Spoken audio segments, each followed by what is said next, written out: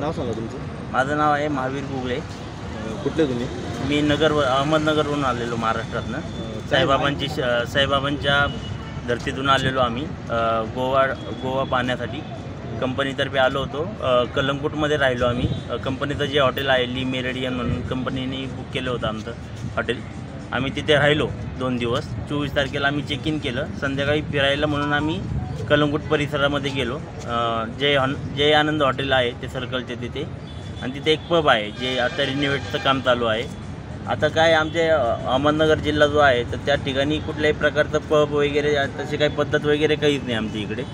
कारण आमची जी भूमी आहे ती संतांची भूमी म्हणून मानलं जातं. पब माहिती नसल्यामुळे आम्ही फक्त तिथे बाहेरचे मुलं होते UP आणि बिहारचे आय थिंक असावेत असा आमचा म्हणजे संशय नाही. 100% तेच लोक होते. गोव्याचं लोक नव्हते ते. पण त्यांनी काय केलं, आम्हाला पब दाखवायला म्हणून नेलं. आम्ही बोललो आम्हाला काही नाही याच्यामध्ये इंटरेस्ट नाही आहे म्हणून. पण त्याच्यामध्ये नंतर मग मागणं आमच्या असे बॉडी बिल्डर आले 4-5. आम्हाला दोघांना पण त्यांनी ढकललं आतमध्ये त्यांच्या केबिनमध्ये, नाही का. केबिनमध्ये ढकललं. आमच्यासारखेच आम्ही दोघेच नव्हतो, तसे आमच्यासारखे बरेच मुलं होते. म्हणजे 40 ते 50 मुलं होते. त्यांच्याकडे पैसे नसतानासुद्धा त्यांनी त्यांना मारहाण केली आणि फोन करून त्यांच्या खात्यावर पैसे मागून घेतले आणि ते पैसे त्यांनी त्यांच्या अकाउंटवरनं पण उकळवले. आता माझा कलिग जो होता हा गरीब आहे, म्हणजे माझ्यासोबत मी एकटाच येण्याऐवजी मी फक्त त्याला सोबत घेऊन आलेलो. त्यांचं याच्याकडं नाव काय त्यांचं? मोठ्याने सांग. अशोक बालेराव. ह्याच्याकडे कुठल्याही प्रकारचे पैसे नव्हते. आणि मग माझा आणि त्याचा दोघांचे पण मोबाईल त्यांनी हिसकून घेतले. आम्ही गुगल पेचा पासवर्ड देत नव्हतो तर आम्हाला परत त्यांनी मारहाण केली. तर मला कमरेला मार लागलेला आहे, मुक्का मार लागलेला आहे. तर माझं गोवा स्टेट पोलीस आणि गोव्याचं जे सरकार आहे BJPचं सरकार, तर त्यांना होनेस्टली रिक्वेस्ट करतो CM साहेबांना किंवा जे प्रेसिडेंट ऑफ होम मिनिस्टर यांना पण मी रिक्वेस्ट करतो, जे महाराष्ट्रातनं जे म्हणजे महाराष्ट्र सोडा, महाराष्ट्र आणि कर्नाटकमधनं जे टुरिस्ट येतात तिथे अशा प्रकारे जर लूटमार होत असेल तर याच्यामध्ये 100% गोवा राज्याचं नाव खराब होईल. हे म्हणजे लोक कोण आहे त्याचं आम्हाला माहिती नाही, पण याच्यामध्ये आम्ही पूर्ण दोषी गोवा गव्हर्नमेंटला दोषी ठरवतो आहे. कारण आम्ही महाराष्ट्रातनं आज ठीक आहे गरीब लोक आलोत आम्ही. जर आत्ता आम्ही अक्षरशः कलंगूटवरनं म्हापसापर्यंत आम्ही पायी आलो. आज आमच्याकडे अहमदनगरमध्ये जाण्यासाठी पैसेसुद्धा नाही आहेत. तर आम्हाला ते म्हणजे आम्ही दरवेळेस आल्यानंतर 2 व्हीलर घेत असतो इथं, जे 2 व्हीलर रेंटने वगैरे भेटतात. आणि प्रेसवाल्यांनी आम्हाला जाण्या येण्यासाठी 1000 रुपये आत्ता दिलेत आम्हाला. पण आमची कळकळीची विनंती आहे की असा प्रकार म्हणजे गोवा टुरिझममध्ये घडायला नको आहे.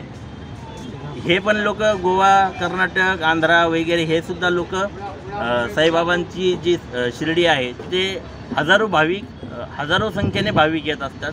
आम्ही महाराष्ट्रीयन माणसं कुठल्याही प्रकारचा त्यांना कधीही त्रास देत नाही.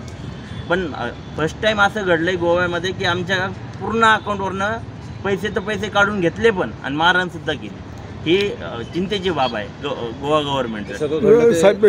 आणि जे काही घडलं आहे ते मी म्हणजे त्यांनी माझा ऑनलाईन गुगल पेचा नंबर घेतला आणि ऑनलाईनवरनं त्यांनी माझे 30,000 रुपये काढून घेतले. मला एक सांगा, एवढी मोठी घटना घडली, तुम्ही पोलीस तक्रार का केली नाही? आता आम्हाला काय वाटलं, आम्ही पूर्णपणे घाबरलेलो होतो. आता आम्ही काय इथनं महाराष्ट्र आमचं जे सिटी आहे अहमदनगर ते इथनं आहे 600 किलोमीटर. आम्हाला 600 किलोमीटर प्रवास करून जायचं आहे परत त्यांनी जर आमच्या जर जीविताला जर आमच्या धोका जर निर्माण झाला तर ह्याला जबाबदार कोण? ह्याची जर जबाबदारी गोवा गव्हर्नमेंट जर घेत असेल तर आम्ही त्यांना भांडण्यासाठी आम्हाला गव्हर्नमेंट आणि CM गोवा होम मिनिस्टरचा जर आम्हाला सपोर्ट जर मिळत असेल तर आम्ही अवश्य अशा गोष्टी लिखित कंप्लेंट द्यायला सुद्धा आम्ही मागे पुढे पाहणार नाही. पण होतं काय का म्हणजे पोलीस कंप्लेंट वगैरे करण्याऐवजी जर आम्हाला CM साहेबांनी किंवा होम मिनिस्टर साहेबांनी आम्हाला जर शब्द जर दिला म्हणजे आम्ही शेवट बदनामी कोणत्या स्टेटची करणार तर गोवा स्टेटची आम्ही बदनामी करणार. करणारे UP वाले असो या बिहारवाले असो. पोलिसांवर विश्वास नाही का तुमचा तो द्यायला सध्या तरी आता या क्षणी? अशी घटना घडल्यानंतर माझा गोवा पोलिसांवरचा विश्वास उडालेला आहे. हे सगळं कलंगूटमध्येच घडलं? कलंगूटमध्येच घडलं आहे. अंदाजे किती पैसे तुमचे काढले गेले? 30,000 रुपये काढले गेले. माझं ते कंपनीचं अकाउंट होतं सर. माझ्या खात्यावरती बरेचसे पैसे होते, पण त्यांनी आमच्या दोघांचं 30,000 रुपये काढून घेतले. अशी काय ऑफर दिली होती तुम्हाला नेताना? आतमध्ये काय बोलले की आम्हाला बोलले का पबमध्ये चला. पबमध्ये आम्हाला घेऊन गेले. तिथं डिस्को बार टाईपमध्ये चालू होतं. आम्ही बाहेर पडण्याचा प्रयत्न करत होतो. परत त्यांनी आम्हाला बसवलं. मग ते बोलले की तुम्हाला आम्ही रशियन मुलगी देऊ, इंडियन मुलगी देऊ, त्याचे चार्जेस एवढे. म्हटलं आम्हाला काहीही नको आहे. आम्हाला पण माता भगिनी आहेत, आम्हीसुद्धा मॅरिड आहोत. फक्त आम्हाला पब म्हणजे काय कन्सेप्ट आहे, तुम्ही अहमदनगरमध्ये या, तुम्हाला अहमदनगरमध्ये कुठेही पब किंवा डान्स बार वगैरे कुठेही तुम्हाला जाणवणार नाही. कारण ती अहमदनगर जी भूमी आहे, संत ज्ञानेश्वरी ही अहमदनगरमधील नेवासा तालुक्यामध्ये लिहिलेली आहे.